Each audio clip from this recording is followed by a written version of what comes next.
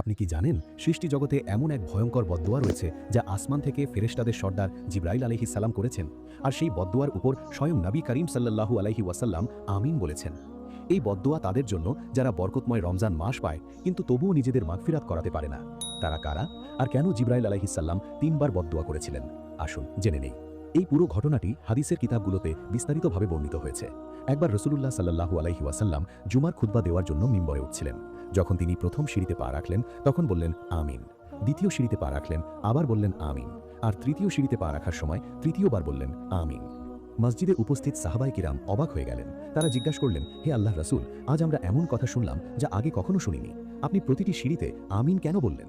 নবী করিম সাল্লাল্লাহু আলাইহি ওয়াসাল্লাম বললেন, এইমাত্র জিবরাইল আলাইহিস সালাম আমার কাছে এসেছিলেন। যখন আমি প্রথম সিঁড়িতে ছিলাম তিনি বললেন, ধ্বংস হোক সেই ব্যক্তি যে রমজান মাস পেল কিন্তু নিজের মাগফিরাত করাতে পারল না। তখন আমি বললাম আমিন। উলামায়ে কিরাম লিখেছেন, রমজানের রাত